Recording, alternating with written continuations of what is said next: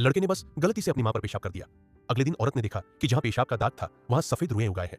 फिर उसने महसूस किया कि मुंह के किनारे भी सख्त बाल निकलने लगे हैं और उसके दांत भी नुकीले होते जा रहे हैं। शुरू में सारा ने इस बात को ज्यादा महत्व नहीं दिया, लेकिन एक दिन जब वह बेटे के साथ बाहर खेल रही थी तो अचानक कुत्तों का झुंड उसके चारों ओर इकट्ठा हो गया। उसे एहसास हुआ कि उसके शरीर से निकलने वाली गंध जैसे कुत्तों को बहुत भा रही है। वह भी जैसे काबू से बाहर होकर उनके साथ खेलने लगी।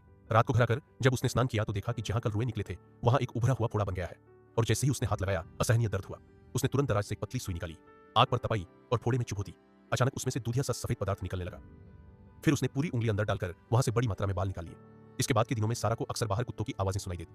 वह बिस्तर से उठती और धीरे धीरे दरवाजे की तरफ बढ़ती। दरवाजा खुलती तो कुत्तों का झुंड पहले से उसका इंतजार कर रहा होता। वह मुस्कुराती हुई उनके पास जाती, मगर तभी अचानक वे कुत्ते उस पर टूट पड़ते। असल में यह सब एक सपना था। बेटे को यह सपना सुना रही थी तभी बेटा न जाने कहां से एक चूहा उठा लाया। सारा ने घबराकर तुरंत कहा कि उसे फेंक दो और खुद भी उसके पीछे भागी। लेकिन जैसे ही वह दरवाजे पर पहुंची तो डरावना दृश्य सामने था। घर के बाहर जानवरों की लाशों का ढेर लगा हुआ था। अब उसे समझ आया कि पिछली रात जो कुछ हुआ था वह सपना नहीं था, बल्कि वह सचमुच उन कुत्तों के साथ शिकार करने गई थी। अगले दिन सारा के शरीर में फिर असहनीय खुजली होने लगी। जब उसने अपनी कमीज खोली तो दहशत में रह गई उसके शरीर पर न जाने कब कई कतारों में जानवरों जैसे थन उगाए थे। अब उसे यकीन होने लगा कि शायद वह धीरे धीरे कुत्ते में बदल रही है। समय के साथ वह जैसे अपनी असली प्रवृत्ति को आजाद करने लगी। बाहर खाने के दौरान वह सीधे हाथों से खाने लगी। उसका बेटा भी मां को देखकर वैसा ही करने लगा।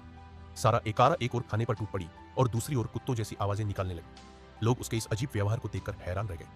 अपनी गलती का एहसास होने पर उसने तुरंत खुद को संभाला, लेकिन फिर वही कुत्तों की आवाजें सुनाई दी। उसने सब कुछ छोड़कर बाहर का रुख किया। पहले धीरे धीरे चली, फिर तेज दौड़ने लगी, यहां तक कि बिल्कुल कुत्ते की तरह जमीन सूंघते हुए भागने लगी। और इस बार सारा ने साफ महसूस किया कि वह पूरी तरह से एक कुत्ते में बदल चुकी है।